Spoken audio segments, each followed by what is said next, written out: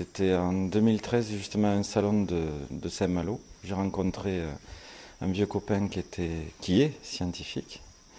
Et moi, j'avais envie de faire un reportage autour des sciences. Euh, le milieu que je connais, c'est celui-là. C'est-à-dire, bon, j'ai usé mes fonds de culotte à la fac dans ce milieu-là. Et voilà, je lui en ai parlé. Il est de Rennes et il m'a présenté une équipe qui a une mission qui partait au Congo très régulièrement. Et j'ai présenté mon projet, ils m'ont dit super. Et je suis parti là-bas pour faire, moi, un carnet de voyage. C'était en fait le premier reportage à la boîte à bulles, mais aussi dans l'idée de faire aussi une BD par la suite. Parce que je savais que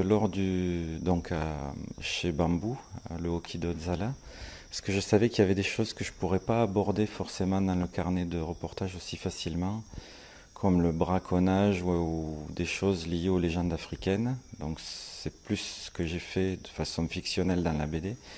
Et par rapport à l'expo aussi, le deal c'était de ramener des visuels pour faire une expo didactique un petit peu fun avec des dessins, de la BD, etc. quoi. Voilà, pour l'université de Rennes.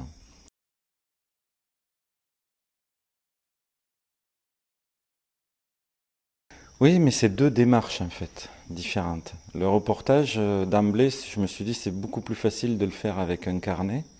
Et puis en plus, j'avais vraiment... Bon, c'est une expédition, j'ai vraiment participé à une expédition pour le coup. Donc l'aquarelle, par exemple, s'y prêtait quoi. Enfin, des choses un peu traditionnelles. C'était l'occasion de me remettre à ces techniques-là, que j'estime pas très bien maîtriser pour le moment. Et puis après, oui, moi je suis plus dans la narration BD. Donc à terme, ce que je voulais, c'était vraiment séquences, BD, etc. quoi. Mais pour le coup, avec une intrigue. J'aime bien ce genre de narration et d'histoire. Oui, bah, de toute façon, les gorilles, c'est pas du. Déjà, il faut sauter de la tête l'image du King Kong, hein. C'est euh, c'est un animal placide.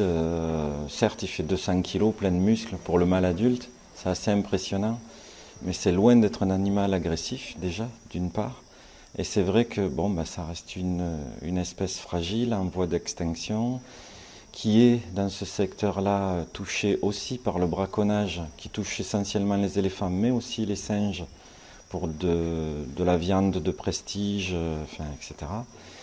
Et effectivement, le virus Ebola, par exemple, là, ils ont bossé sur deux populations un peu séparées. Une des deux a été touchée dans le début 2000 par le virus Ebola et ils sont passés de 400 individus à 40. Donc c'est un virus particulièrement létal chez les singes, mais il ne faut pas oublier que nous aussi, on est un singe. Et je crois que pour nous, c'est 60% de létalité, un truc comme ça. Voilà.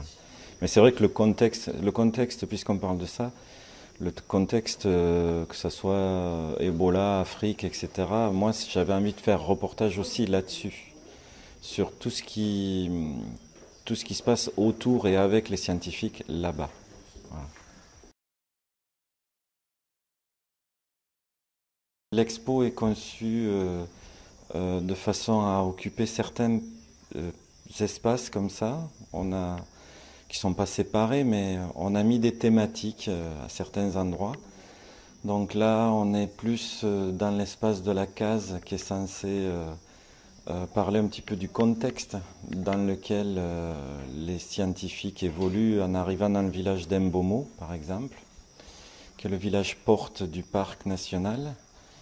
Donc ça aussi, ça m'intéressait d'en parler, les conditions de vie, etc. etc. Et ensuite, on a plus un espace là sur l'expo qui explique justement où ça se situe en Afrique. On part de Rennes pour arriver au Congo, Brazzaville, plus exactement la République du Congo, et non pas le Congo belge, qui est un peu plus grand, enfin un petit peu différent. Euh, On explique dans quel contexte administratif aussi ça se situe. C'est un parc national.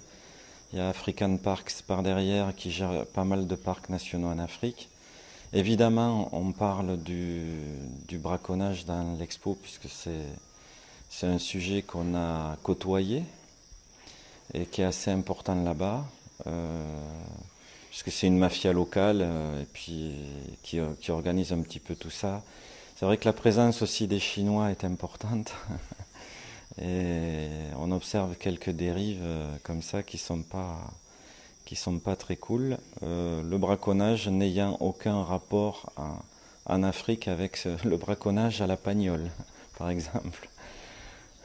Donc c'est des choses assez importantes là-bas et qui ont des impacts au niveau social aussi, puisque les gens ils font ça, ils sont enrôlés par le braconnage un coup parce que nécessité fait loi.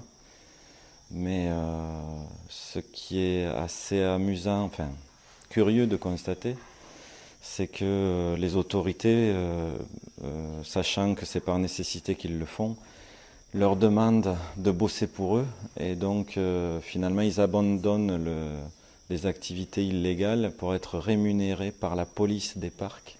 Donc d'anciens braconniers deviennent des policiers de la lutte anti-braconnage. Sinon après, bon, l'exposition est organisée en plusieurs zones, comme je vous disais. Et là, par exemple, on aborde un petit peu la faune et la flore qu'on trouve là-bas, pas seulement les gorilles.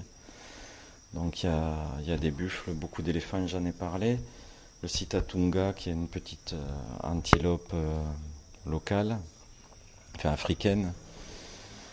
Et en fait, tous les textes qu'on lit ici, c'est une collaboration entre tripartite, entre le service culturel de l'Université de Rennes, moi-même, puisqu'on est parti à la base du carnet, et ensuite les scientifiques, évidemment, qui ont rajouté leur part.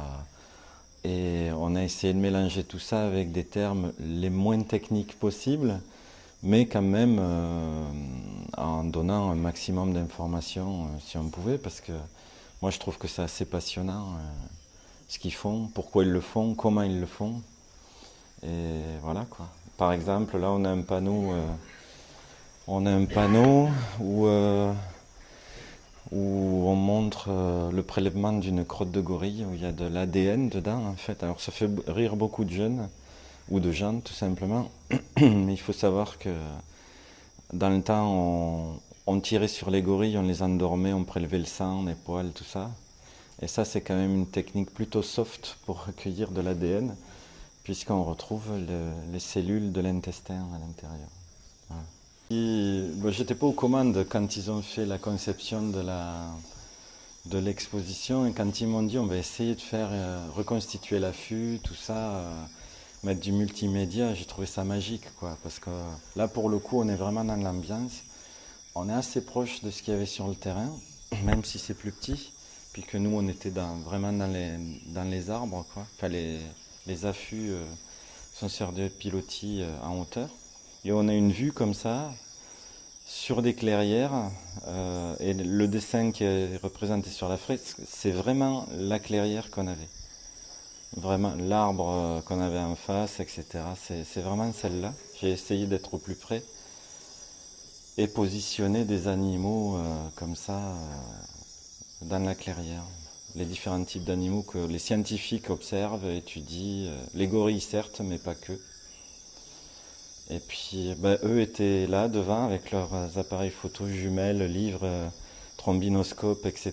Et moi j'étais exactement là, toujours à gauche, à voir la clairière, mais surtout aussi observer les observateurs, puisque mon travail consistait à rendre compte de tout ça, quoi.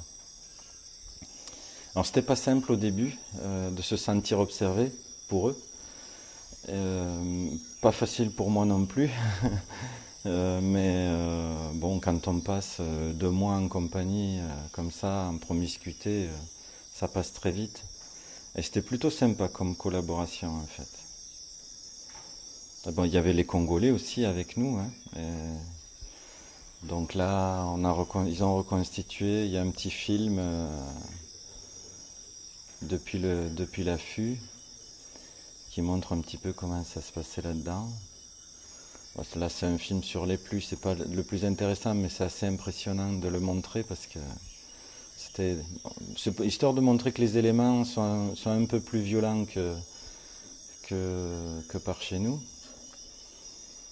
Et là, par exemple, cette vidéo-là, elle est plutôt sympa parce que on montre qu'il y a les Congolais, les scientifiques, tout le monde réuni dans l'affût, et puis ce qu'on voit au fond, les petits points noirs, là, on va se rapprocher, c'est les gorilles, hein, en fait. Donc il y a le fameux Sergio, là, qui est un peu plus sur la gauche, mais les femelles, les petits... c'est pas une très bonne vidéo, c'est moi qui l'ai faite. Je me défends mieux avec un crayon et un papier, mais bon. Voilà.